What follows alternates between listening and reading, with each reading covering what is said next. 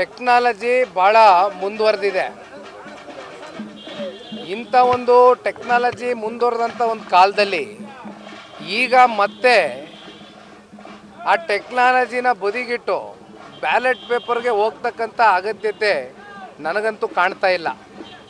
ಈಗ ಎಲ್ಲೆಲ್ಲಿ ಚುನಾವಣೆಗಳು ನಡೆದಾಗ ಕಾಂಗ್ರೆಸ್ನವರು ಗೆದ್ದಂಥ ಆ ರಾಜ್ಯಗಳಲ್ಲಿ EVM ಮಿಷಿನು ಚೆನ್ನಾಗಿ ವರ್ಕ್ ಆಗ್ತದೆ.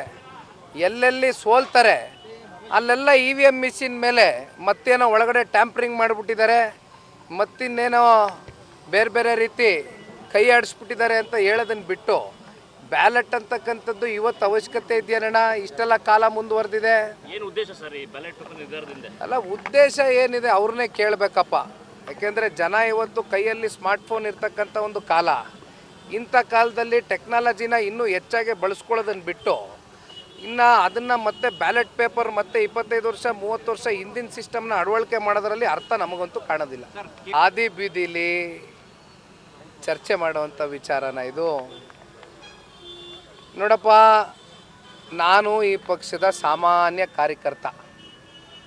ಇದು ಅನೇಕ ಬಾರಿ ಹೇಳಿದ್ದೀನಿ, ವೇದಿಕೆಗಳಲ್ಲಿ ಹೇಳಿದ್ದೀನಿ, ಸಮಾವೇಶದಲ್ಲಿ ಹೇಳಿದ್ದೀನಿ. ಪಕ್ಷದ ಚೌಕಟ್ಟಿನಲ್ಲಿ ನಾವು ಕರೆದು ಜಿಲ್ಲೆ ನಾಯಕರುಗಳ ಜೊತೆ ಸಭೆಗಳು ಮಾಡಿದಾಗ, ಚರ್ಚೆಗಳು ಬಂದಾಗ ಆಗಲೂ ಕೂಡ ನಾನೊಬ್ಬ ಕಾರ್ಯಕರ್ತ ಅಂತಕ್ಕಂಥದ್ದನ್ನೇ ಈ ಪಕ್ಷದಲ್ಲಿ ಭಾವಿಸಿರ್ತಕ್ಕಂಥವನು. ಇದು ಒಂದು ಮಾತು ಹೇಳ್ತೇನಣ್ಣ, ಇಂಥ ವಿಚಾರಗಳು ಹಾದಿ ಬೀದಿಯಲ್ಲಿ ಚರ್ಚೆ ಮಾಡ್ತಕ್ಕಂಥ ವಿಚಾರ ಅಲ್ಲ. ಅಂಥ ಅನಿವಾರ್ಯತೆಯೂ ಕೂಡ ಸೃಷ್ಟಿಯಾಗಿಲ್ಲ. ಯಾರಾದರೂ ಒಂದು ಸ್ವಲ್ಪ ಕಾಮನ್ ಸೆನ್ಸ್ ಇರ್ತಕ್ಕಂಥ ವ್ಯಕ್ತಿ ಯಾವ ರೀತಿ ಮಾತನಾಡಬೇಕು, ಏನು ಮಾತನಾಡಬೇಕು, ಯಾವ ಸಂದರ್ಭದಲ್ಲಿ ಏನು ಹೇಳಬೇಕು ಅಂತಕ್ಕಂಥದ್ದನ್ನ ಅರ್ತಿ ಮಾತನಾಡಬೇಕಾಗ್ತದೆ. ನೋಡಿ, ಈಗ KR ಪೇಟೆ ಶಾಸಕರು ಮಂಡ್ಯ ಜಿಲ್ಲೆಯಲ್ಲಿ ಸದ್ಯಕ್ಕೆ 23ರ ವಿಧಾನಸಭಾ ಚುನಾವಣೆಯ ಫಲಿತಾಂಶ ಹೊರಗಡೆ ಬಂದ ಮೇಲೆ ಏಕೈಕ ಶಾಸಕರು ಮಂಜಣ್ಣ ಅವರು ಆಯ್ಕೆ ಆಗಿದ್ದಾರೆ. ಕರೆದಿದ್ದರು, ಪಕ್ಷ ಸೇರ್ಪಡೆ ಕಾರ್ಯಕ್ರಮ ಇತ್ತು, ಹೋಗಿದ್ದೆ. ವೇದಿಕೆ ಮೇಲೆ ನಿಂತಾಗ ನಾನೊಂದು ಮಾತು ಹೇಳಿದೆ, ಮಂಜಣ್ಣ ನಿನಗೆ ಅವಕಾಶ ಸಿಕ್ಕದೆ ಕ್ಷೇತ್ರದಲ್ಲಿ ಸನ್ಮಾನ್ಯ ಕುಮಾರಣ್ಣ ಅವ್ರನ್ನ, ದೇವೇಗೌಡರು ಸಾಹೇಬ್ರನ್ನ ಪ್ರೀತಿಸ್ತಕ್ಕಂಥ ಒಂದು ದೊಡ್ಡ ವರ್ಗ ಅದೇ. ದಯಮಾಡಿ ಅವ್ರನ್ನೆಲ್ಲರನ್ನೂ ಒಂದು ವಿಶ್ವಾಸಕ್ಕೆ ತೊಗೊಂಡೋಗು. ನಿನಗೂ ಆ ಸಂಘಟನೆ ಶಕ್ತಿ ಇದೆ, ಮಾಡ್ತಾ ಇದೆಯಾ.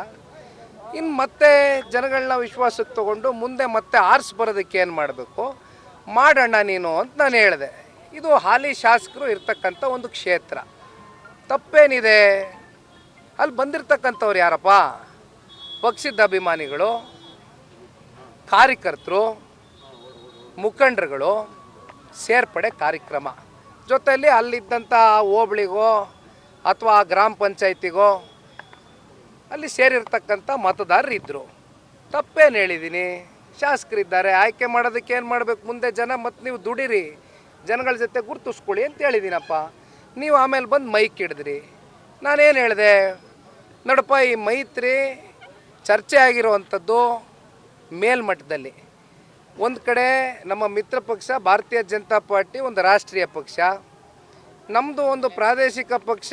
ಪಕ್ಷದ ವರಿಷ್ಠರು ಸನ್ಮಾನ್ಯ ದೇವೇಗೌಡರು, ರಾಜ್ಯಾಧ್ಯಕ್ಷರು ಸನ್ಮಾನ್ಯ ಕುಮಾರಣ್ಣವರು, ಅವ್ರ ಹಂತದಲ್ಲಿ ಇವೆಲ್ಲ ಚರ್ಚೆ ಆಗಿರೋವಂಥದ್ದು. ಹಾಗಾಗಿ ಇದು ಯಾವುದೇ ಏನೇ ಚರ್ಚೆಗಳು ಇತ್ಯರ್ಥ ಆಗಬೇಕು ಅಂತಕ್ಕಂಥ ಆ ಸಂದರ್ಭ ಬಂದಾಗ, ಅಂದರೆ ಇದು ಚುನಾವಣೆ ಸಂದರ್ಭದಲ್ಲಿ ಚರ್ಚೆ ಮಾಡ್ತಕ್ಕಂಥ ವಿಚಾರಗಳು, ಆಗ ದೊಡ್ಡ ಮಟ್ಟದಲ್ಲಿ ಕೂತ್ಕೊಂಡು ದೊಡ್ಡ ದೊಡ್ಡ ನಾಯಕರುಗಳು ಚರ್ಚೆಗಳು ಮಾಡಿ ಒಂದು ಒಳ್ಳೆ ತೀರ್ಮಾನ ತಗೋತಾರೆ. ಎರಡೂ ಪಕ್ಷದ ಕಾರ್ಯಕರ್ತರ ಪರಸ್ಪರ ಗೌರವ, ಅಭಿಮಾನ, ಪ್ರೀತಿ, ವಿಶ್ವಾಸದಿಂದ ನಡೆದಿರ್ತಕ್ಕಂಥ ಲೋಕಸಭಾ ಚುನಾವಣೆಯ ಫಲಿತಾಂಶ ಇವತ್ತೇನು ಚಿತ್ರದುರ್ಗದಿಂದ ಹಿಡಿದು ಅಪ್ ಟು ಚಾಮರಾಜನಗರದವರೆಗೂ ಕೂಡ, ಚಾಮರಾಜನಗರ ಒಂದು ವ್ಯತ್ಯಾಸ ಆಗಿದೆ ಅನ್ನೋದನ್ನು ಹೊರತುಪಡಿಸಿದರೆ ಇನ್ನು ಮಿಕ್ಕಂಥ ಹಳೆ ಮೈಸೂರು ಪ್ರಾಂತ್ಯದಲ್ಲಿ ಅಷ್ಟಕ್ಕಷ್ಟು ಕೂಡ NDA ಅಭ್ಯರ್ಥಿಗಳು ಗೆದ್ದಿರ್ತಕ್ಕಂಥದ್ದು. ಇದರಲ್ಲಿ ಜನತಾದಳ ಪಕ್ಷದ ಶಕ್ತಿ ಏನು, ನಮ್ಮ ಮಿತ್ರ ಪಕ್ಷ ಭಾರತೀಯ ಜನತಾ ಪಾರ್ಟಿಯ ಶಕ್ತಿ ಏನು ಅಂತಕ್ಕಂಥದ್ದನ್ನು ಹಾದಿ ಬೀದಿಯಲ್ಲಿ ಚರ್ಚೆ ಮಾಡ್ತಕ್ಕಂಥ ವಿಚಾರ ಅಲ್ಲ ಸ್ವಾಮಿ ಇದು.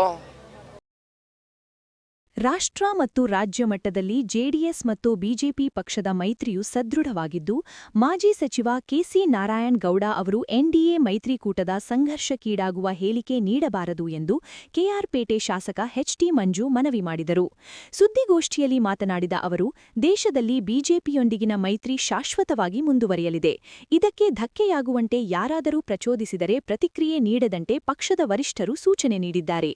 ಆದರೆ ಇತ್ತೀಚೆಗೆ ಪಕ್ಷದ ನಾಯಕ ನಿಖಿಲ್ ಕುಮಾರಸ್ವಾಮಿ ಅವರ ವಿರುದ್ಧ ಕೆಸಿ ನಾರಾಯಣ್ ಗೌಡ ಅವರ ಹೇಳಿಕೆ ಸರಿಯಾದುದಲ್ಲ ಎಂದು ಹೇಳಿದರು. ಅವರು ಮೈತ್ರಿ ಪಕ್ಷದ ಮುಖಂಡರು. 2013ರಲ್ಲಿ ಜೆಡಿಎಸ್ನಿಂದ ಮೊದಲ ಬಾರಿಗೆ ಸ್ಪರ್ಧಿಸಿ ಶಾಸಕರಾದರು. 2018ರಲ್ಲಿ ನಿಖಿಲ್ ಅವರು ರಾಜಕೀಯ ಪ್ರವೇಶ ಮಾಡದಿದ್ದರೂ ಕೆಸಿ ನಾರಾಯಣ್ ಗೌಡ ಅವರನ್ನು ಪಕ್ಷದ ಅಭ್ಯರ್ಥಿ ಎಂದು ಘೋಷಿಸಿದ್ದರು ಎಂಬುದನ್ನು ಮರೆಯಬಾರದು.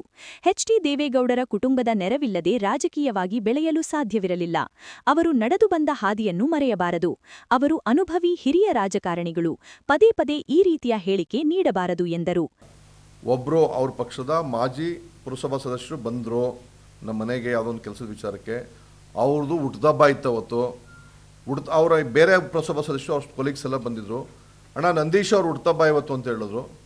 ನಂದೀಶ್ಗೆ ನನ್ನ ಪಕ್ಷ ಶಾಲೆ ಹಾಕಿಲ್ಲ, ಮಾಮೂಲಿ ಗೌರವಯುತವಾಗಿ ಒಬ್ಬ ಹುಟ್ಟದಬ್ಬ ಸಂದರ್ಭದಲ್ಲಿ ಒಂದು ಹಾರ ಹಾಕಿ ಶಾಲೆ ಹಾಕಿ ಅವ್ರಿಗೆ ವಿಶ್ ಮಾಡಿದ್ವಿ ಅಷ್ಟೇ. ಹುಟ್ಟುಹಬ್ಬಕ್ಕೆ ವಿಶ್ ಮಾಡಿದ್ವಿ ಬಿಟ್ಟರೆ ಇನ್ಯಾರೂ ಸಹ ನಾವು ಮನೆಗೆ ಬಂದವರಿಗೆ ಶಾಲಾ ಕಾರ ಹಾಕಿಲ್ಲ. ಇದು ಅವ್ರಿಗೆ ಮನವರಿಕೆ ಇರಲಿ. ಅವ್ರಿಗೆ ಯಾರು ತಪ್ಪು ಮಾಹಿತಿ ಕೊಟ್ಟಿದ್ದಾರೋ ಗೊತ್ತಿಲ್ಲ, ಅದನ್ನು ರೀಕಾಲ್ ಮಾಡ್ಕೊಂಡು ಮಾತಾಡಲಿ. ಎರಡನೇದು, ಪಕ್ಷ ಸೇರ್ಪಡೆ ಕಾರ್ಯಕ್ರಮ ಮಾಡ್ಕೊಂಡಿತ್ತು. ಮನು ಅವರು ಮೂಲ ಕಾಂಗ್ರೆಸ್ನ ಸ್ವಲ್ಪ ವಿಶ್ವಾಸ ಇದ್ದಂಥವ್ರು, ಸಂಪರ್ಕ ಇದ್ದಂಥವ್ರು.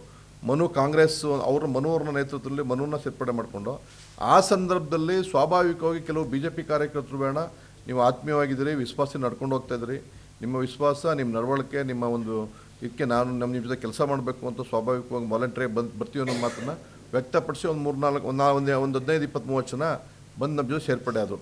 ಅವರು ಸೇರ್ಪಡೆ ಕಾರ್ಯಕ್ರಮಕ್ಕೆ ಸ್ಟೇಜ್ ಹತ್ರಕ್ಕೆ ಬಂದು ಸೇರ್ಪಡೆ ಆಗಿರೋದು, ಮನೆ ಬಂದರೆ ಸೇರ್ಪಡೆ ಮಾಡ್ಕೊಂಡಿಲ್ಲ. ಅದನ್ನು ಸಹ ಸ್ಪಷ್ಟಪಡಿಸ್ತೀವಿ. ಮತ್ತೊಮ್ಮೆ ನಾರಾಯಣಗೌಡರಲ್ಲಿ ಕೇಳೋದಿಷ್ಟೇ, ನೀವು ಮೈತ್ರಿಯ ನಾಯಕರಿದ್ದೀರಿ, ತಮ್ಮ ಬಗ್ಗೆ ಗೌರವ ಇದೆ ಗೌಡ್ರೆ. ನೀವು ಅನಾವಶ್ಯಕವಾಗಿ ಪದೇ ಚಿಕ್ಕಮ್ಮೆ 3-4 ಬಾರಿ ಇದೇ ಸಂಘರ್ಷದ ಹೇಳಿಕೆಗಳನ್ನ ಕೊಟ್ಟಿದ್ದೀರಿ. ಸಂಘರ್ಷಕ್ಕೆ ಅವಕಾಶ ಮಾಡಿಕೊಡೋದು ಬೇಡ. ನಮಗೂ ಸಹ ನಮ್ಮ ವರಿಷ್ಠರುಗಳು ಸೂಕ್ಷ್ಮವಾಗಿ ಎಲ್ಲ ವಿಚಾರವನ್ನು ಹೇಳಿದ್ದಾರೆ. ನೀವು ಯಾವುದೇ ಕಾರಣಕ್ಕೂ ಸಂಘರ್ಷಕ್ಕೆ ಸ್ಟೇಟ್ಮೆಂಟ್ ಕೊಡಬೇಡಿ ಅಂತ ಅಂದ್ಬಿಟ್ಟು, ಒಂದು ವೇಳೆ ಅವರೇ ಮಾತಾಡೋರು ನೀವೆಲ್ಲೂ ಸಹ ದುಡುಕು ಮಾತಾಡಬೇಡಿ ಅನ್ನೋ ಮಾತನ್ನು ಹೇಳಿದ್ದಾರೆ. ಬೇಡ, ಇನ್ನು ಚುನಾವಣೆ 2.25 ವರ್ಷ ಇದೆ. ವರಿಷ್ಠರ ತೀರ್ಮಾನಕ್ಕೆ, ನಮ್ಮ ಪಕ್ಷ ನಿಮ್ಮ ಪಕ್ಷದ ವರಿಷ್ಠ ತೀರ್ಮಾನಕ್ಕೆ ನಾವು ಭದ್ರಾಗಿ ಹೋಗಬೇಕು, ನೀವು ಭದ್ರಾಗಿ ಹೋಗಬೇಕು. ಬದ್ಧತೆಯನ್ನು ಕೆಲಸ ಮಾಡೋಣ. ಇವತ್ತು ಮಂಡ್ಯ ಜಿಲ್ಲೆಯಲ್ಲಿ ನಮ್ಮ ರಾಜ್ಯ ಪ್ರಧಾನ ಕಾರ್ಯದರ್ಶಿ ಮಾತಾಡಿದ್ದಾರೆ. 4 ಸೀಟ್ ಕೊಡ್ತಾರೋ, 5 ಸೀಟ್ ಕೊಡ್ತಾರೋ, 2 ಸೀಟ್ 3 ಸೀಟು ನಮಗೆ, 4 ಸೀಟ್ ನೀವಿಗೇನೋ ಒಂದು ಮಾತನ್ನ ನೀವು ಆಲ್ರೆಡಿ ಹಂಚಿಕೆ ಆಗೋ ರೀತಿಲಿ ಮಾತಾಡಿದ್ದೀರಿ. ಅದನ್ನು ನೀವು ಹಂಚಿಕೆ ಮಾಡೋದಲ್ಲ, ತಾವೇ ಹೇಳ್ದಂಗೆ ರಾಷ್ಟ್ರೀಯ ಮಟ್ಟದಲ್ಲಿ ಹಂಚಿಕೆ ಮಾಡ್ತಾರೆ, ಎಷ್ಟು ಸೀಟ್ ಕೊಡ್ತಾರೆ ಅಂತ. 3 ಕೊಡ್ತಾರೋ, 4 ಕೊಡ್ತಾರೋ, 5 ಕೊಡ್ತಾರೋ ನಿಮಗೆ ನೋಡೋಣ. ಈಗ ವರಿಷ್ಠರೇನು ತೀರ್ಮಾನ ಕೊಡ್ತಾರೋ ಅದಕ್ಕೆ ಬದ್ಧವಾಗಿ ಸರ್ವೆ ಎಲ್ಲ ಮಾಡಿಸೋದು ತಾವೇನೇ ಹೇಳಿದಿರಿ. ಅದಾದ ನಂತರ ನಮ್ಮ ವರಿಷ್ಠ ತೀರ್ಮಾನಕ್ಕೆ ನಮ್ಮ ಪಕ್ಷದವರು ನಿಮ್ಮ ಪಕ್ಷದವರು ಇಬ್ಬರೂ ಸಹ ಒಟ್ಟಿಗೆ ಕೆಲಸ ಮಾಡ್ಕೊಂಡು ಹೋಗೋಣ. ಅನಾಗತ್ಯವಾದ ಸ್ಟೇಟ್ಮೆಂಟ್ ಕೊಡಬೇಡಿ. ಮತ್ತೊಮ್ಮೆ ನಮ್ಮ ಅಚ್ಚುಮೆಚ್ಚಿನ ನಾಯಕರಾದಂಥ ನಿಖಿಲ್ ಅವ್ರ ಬಗ್ಗೆ ಅಪ್ಪಿ-ತಪ್ಪಿನೂ ಸಹ ಮಾತಾಡೋಕ್ಕೆ ಹೋಗಬೇಡಿ. ಮಾತಾಡಿದ್ರೆ ನಮಗೂ ಎಲ್ಲ ಒಂದು ಕಡೆ ಬೇಜಾರಾಯ್ತದೆ. ಪುನಃ ಮಾಧ್ಯಮದ ಕಡೆ ಬಗ್ಗೆ ಅವಕಾಶ ಮಾಡಿಕೊಡ್ಬೇಡಿ ಅನ್ನೋ ಮಾತನ್ನು ತಮ್ಮ ಮಾಧ್ಯಮದ ಮುಖಾಂತರ ನಾರಾಯಣಗೌಡರಿಗೆ ಮನವರಿಕೆ ಮಾಡಲಿಕ್ಕೆ ಬಯಸ್ತೀನಿ. ಧನ್ಯವಾದಗಳು. ಈಗ ಅಣ್ಣ, ವಿಚಾರ ನಿಮಗೆ ಗೊತ್ತಿದೆ. ಇವತ್ತು ಚಾಮರಾಜನಗರದಿಂದ ಹಿಡಿದು ಚಿತ್ರದುರ್ಗವರೆಗೂ ಕಳೆದ ಪಾರ್ಲಿಮೆಂಟ್ ಎಲೆಕ್ಷನಲ್ಲಿ JDS ಯಾವ ಮಟ್ಟದ ಶಕ್ತಿ ಇದೆ, ಅದು ಸಾಮರ್ಥ್ಯ ಇದೆ, ಅದರ ಸಹಕಾರ JDS ಕಾರ್ಯಕರ್ತರು JDS ಮತದಾರರಿಗೂ ಯಾವ ರೀತಿ ಸಹಕಾರ ಕೊಟ್ಟರು ಅನ್ನೋದು ಸಂಪೂರ್ಣ ಅರಿವು ರಾಷ್ಟ್ರೀಯ ಮಟ್ಟದ BJP ನಾಯಕರುಗಳಿಗಿದೆ. ಅವ್ರು ಹೇಳ್ತಾರೆ ಅಂತ ಅಂದ್ಬಿಟ್ಟು ನಾನು ಅದಕ್ಕೆ ಪ್ರತಿಕ್ರಿಯೆಯಾಗಿ ಹೇಳಲ್ಲ. ಅದು ಅವ್ರ ಮಾಹಿತಿ ಇದೆ. ಅದಕ್ಕೆ ಪ್ರತಿಯಾಗಿ ರಾಷ್ಟ್ರೀಯ ಮಟ್ಟದ ನಾಯಕರುಗಳು ನಮ್ಮ ನಾಯಕರುಗಳಿಗೆ ಕೊಟ್ಟಂಥ ಗೌರವ ನೀವು ಕಣ್ಮುಂದೆ ಇದೆ. ಹಂಗಾಗಿ ಅದಕ್ಕೆ ಅವ್ರ ಸ್ಟೇಟ್ಮೆಂಟ್ಗೆ ನಾನು ಕೌಂಟ್ರಾಗಿ ಸ್ಟೇಟ್ಮೆಂಟ್ ಕೊಡೋಕ್ಕೆ ಹೋಗಲ್ಲ. JDS ಶಕ್ತಿ ಹಳೆ ಮೈಸೂರು ಪ್ರಾಂತ್ಯದಲ್ಲಿ ಯಾವ ಮಟ್ಟದಲ್ಲಿ ಇದೆ ಅಂದ್ಬಿಟ್ಟು ತಮಗೂ ಗೊತ್ತು, BJP ಪಕ್ಷದ ರಾಜ್ಯ ಮತ್ತು ರಾಷ್ಟ್ರೀಯ ಮಟ್ಟದ ನಾಯಕರಿಗೂ ಗೊತ್ತು, ಕಾಂಗ್ರೆಸ್ಗೂ ಗೊತ್ತು. ಯಾರೋ ಒಬ್ಬರು ಸ್ಟೇಟ್ಮೆಂಟ್ಗೆ ನಾವು ಪ್ರತ್ಯೇಕ ಸ್ಟೇಟ್ಮೆಂಟ್ ಕೊಡೋದು ಬೇಡ.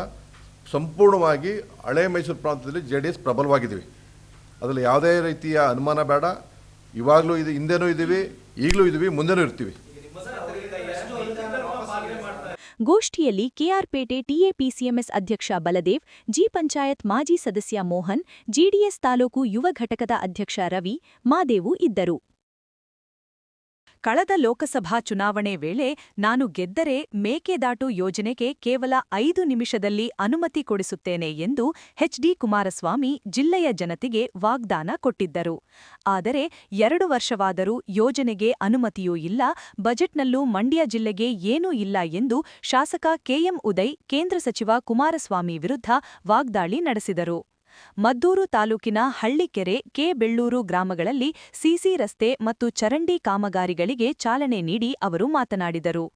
ಲೋಕಸಭಾ ಚುನಾವಣೆ ವೇಳೆ ಮೇಕೆದಾಟು ಯೋಜನೆಗೆ ಕೇವಲ 5 ನಿಮಿಷದಲ್ಲಿ ಅನುಮತಿ ಕೊಡಿಸಲಾಗುವುದು ಎಂದು ಎಚ್.ಡಿ. ಕುಮಾರಸ್ವಾಮಿ ಜಿಲ್ಲೆಯ ಜನತೆಗೆ ಮಂಕುಬೂದಿ ಎರಚಿ ಅಭೂತಪೂರ್ವ ಗೆಲುವು ಸಹ ಸಾಧಿಸಿದರು. ಆದರೆ 2 ವರ್ಷವಾದರೂ ಮೇಕೆದಾಟು ಯೋಜನೆಗೆ ಅನುಮತಿ ಇರಲಿ, ರಾಜ್ಯಕ್ಕಲ್ಲ, ಮಂಡ್ಯ ಜಿಲ್ಲೆಗೂ ನಯಾ ಪೈಸೆ ಇಲ್ಲ ಎಂದು ವ್ಯಂಗ್ಯವಾಡಿದರು. ಕೇಂದ್ರದ ಬಿಜೆಪಿ ಸರ್ಕಾರ ಮೊನ್ನೆಯಷ್ಟೇ ನಡೆದ ಬಜೆಟ್ನಲ್ಲಿ ಪ್ರತಿ ಬಾರಿಯಂತೆ ರಾಜ್ಯದ ವಿರುದ್ಧ ಮಲತಾಯಿ ಧೋರಣೆ ಅನುಸರಿಸುತ್ತಿದ್ದು ಖಾಲಿ ಚೆಂಬು ನೀಡಿದೆ. ಇನ್ನು ಕೆಲ ದಿನಗಳಲ್ಲೇ ದೇಶದ ವಿವಿಧ ರಾಜ್ಯಗಳಲ್ಲಿ ಚುನಾವಣೆ ನಡೆಯಲಿದ್ದು ಅವುಗಳಿಗೆ ಭರಪೂರ ಅನುದಾನ ಬಿಡುಗಡೆ ಮಾಡಲಾಗಿದೆ. ಅತಿ ಹೆಚ್ಚು ತೆರಿಗೆ ಪಾವತಿ ಮಾಡುವಲ್ಲಿ ರಾಜ್ಯ ಸರ್ಕಾರ 2ನೇ ಸ್ಥಾನದಲ್ಲಿದೆ. ಆದರೂ ಅನುದಾನ ಬಿಡುಗಡೆ ಮಾಡುವಲ್ಲಿ ಮಲತಾಯಿ ಧೋರಣೆ ಅನುಸರಿಸುತ್ತಿದೆ ಎಂದು ಬೇಸರ ವ್ಯಕ್ತಪಡಿಸಿದರು. ಅವರು ಸಂಬಂಧಪಟ್ಟವರು ಬೇಕಾದಷ್ಟು ಜನ ನಿಮಗೆ ಸಿಗ್ತಾರೆ, ಭಾಳಷ್ಟು ಮಾತಾಡ್ತಿರ್ತಾರೆ ಬೇರೆ ಬೇರೆ. ಅಲ್ಲೇ ಕ್ವಶನ್ ಕೇಳಿ ಉತ್ತರ ತಗೋಬೇಕು ನೀವು. ಈಗ ಅವರು ಮಾಡಬೇಕಾಗಿದ್ದು ಜವಾಬ್ದಾರಿ ಅವ್ರದ್ದು. ನಮ್ಮ ತಾಲೂಕಲ್ಲಿ ಏನಾರು ಮಾಡ್ಕೊಬರ್ಬೇಕಾದ್ರೆ ನನ್ನ ಜವಾಬ್ದಾರಿ, ನನ್ನ ಜನ ಗೆಲ್ಸಿದ್ದಾರೆ, ನಾನು ಜವಾಬ್ದಾರಿ ತಗೊಂಡು ಮಾಡ್ಕೊಬರ್ಬೇಕು. ಸರ್ಕಾರಕ್ಕೆ ಬಿಟ್ಟು ತೋರಿಸೋದು ಸರ್ಕಾರದವ್ರು ಮಾಡಿಕೊಟ್ಟಿಲ್ಲ ಅಂತ ನಾನು ಹೇಳ್ಬಾರ್ದು. ಹಂಗೆ ಅವ್ರನ್ನೂ ಜನ ಗೆಲ್ಸಿದ್ದಾರೆ, ಸಚಿವರಾಗಿದ್ದಾರೆ. ಅವರು ತರಬೇಕಾಗಿದ್ದು ಕರ್ನಾಟಕಕ್ಕೆ ಮೊದಲನೇ ಆದ್ಯತೆ, ಅದ್ರ ಜೊತೆಗೆ ಅವರು ಪ್ರತಿನಿಧಿಸುವ ಮಂಡ್ಯ ಕ್ಷೇತ್ರ, ಇಲ್ಲಿಗೆ ಹೆಚ್ಚು ಒತ್ತು ಕೊಟ್ಟು ಬೇಕಾದಂಥ ವ್ಯವಸ್ಥೆಗಳನ್ನ ರೈತರಿಗೆ, ನಮ್ಮ ಯಂಗ್ಸ್ಟರ್ಸು, ನಿರುದ್ಯೋಗಿಗಳು ಭಾಳಷ್ಟು ಜನ ಇದೆ, ಅವ್ರಿಗೆಲ್ಲ ಉದ್ಯೋಗ ಕೊಡಿಸೋ ವ್ಯವಸ್ಥೆನೂ ಭಾಳಷ್ಟು ಯೋಜನೆಗಳು ಕೇಂದ್ರದಿಂದ ಬರುವಂಥವು ನಮಗೆ ಪೆಂಡಿಂಗ್ ಇದೆ. ಅವೆಲ್ಲವನ್ನು ಅವರು ಪಟ್ಟಿ ಮಾಡಿಕೊಂಡು ಸರ್ಕಾರಕ್ಕೆ ಗಮನಕ್ಕೆ ಕೊಟ್ಟು ತರಬೇಕಿತ್ತು. ಯಾಕಂದರೆ ಚುನಾವಣೆ ಟೈಮಲ್ಲಿ ಹೇಳಿದ್ದು ನಾನು ಕೇಳಿಸ್ಕೊಂಡಿದ್ದೀನಿ.